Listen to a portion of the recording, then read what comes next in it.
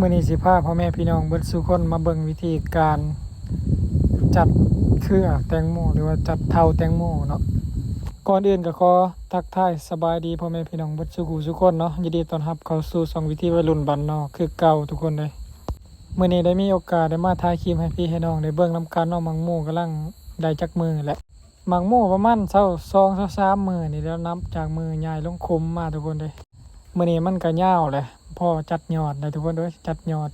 จัดเครือทุกคนเลยจัดเครือให้มันบ่ยุ่งกันเนาะเพื่อให้ในการเลือกหมากมันจะง่ายทุกคนบัดเฮาเลือกหมากนะมันจะง่ายมันจะอยู่จุ่มไผจุ่มมันเฮาจะบ่ให้มันสวนกันไปสวนกันมาถ้าว่าเฮาปลูกแบบบ่ซีเรียสปานใดเฮาก็ปล่อยเลยก็ได้เนาะเฮาได้น้อยได้ก็เอานั่นล่ะแต่ว่าหมากมันจะบ่สมบูรณ์ปานใด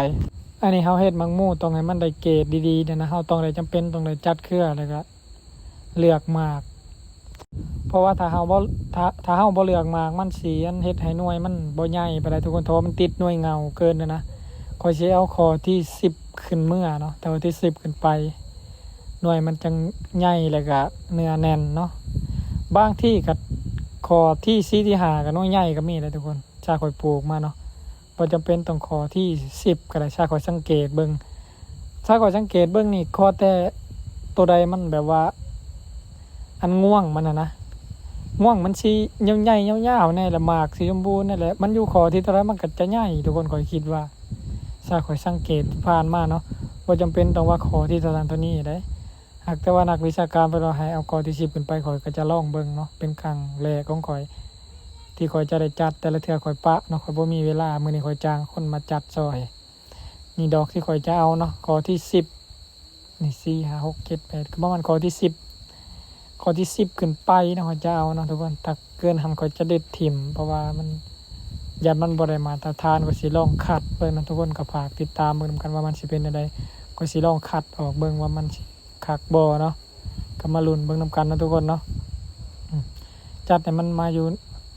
ทางไผทางมันเนาะเพื่อบ่ให้มันนั้นมาเกาะกายกันเนาะนี่เห็นบ่คือหน่วยนี้มันแบบว่ามันขอที่ถ้าได้ขอที่4ที่5บ่ทุกคนหน่วยนี้นี่เนาะก็ง่วงยาวอยู่เห็นบ่ง่วงมันก็ง่วงยาวหรือหน่วยแต่สมบูรณ์แต่ว่าขอสิลองเอาออกเนาะขอสิลองเอาหน่วยขอที่10ขึ้นไปว่ามันสิเป็นแนวใดนี่ปิดออกเลยเนาะมังโมนี่มันอยากสงักตอนพายุบัวลอยกับลากาซ่าเข้ามานะทุกคนเมื่อว่าข้างจะออกซ่านิดน้อยนึงมันอยากตายมันถืออันนั้นนะมันถือกันเซล่าเขาเป็นเซล่าเนาะเซล่าล่าน้ำพ่นก็เป็นบอลลอดทุกคนเลยนี่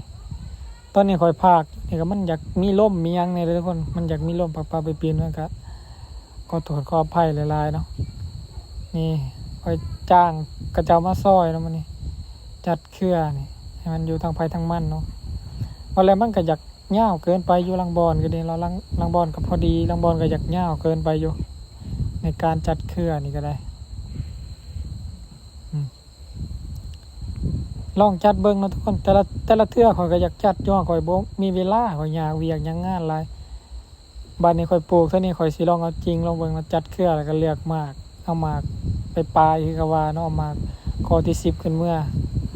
ข่อยก็ยังว่าอะไรก็ยังลองผิดลองถูกอยู่เนาะยังบ่ทันได้เก่งปานใดหันนะยังหาประสบการณ์ไปเรื่อยๆอยู่เพราะว่า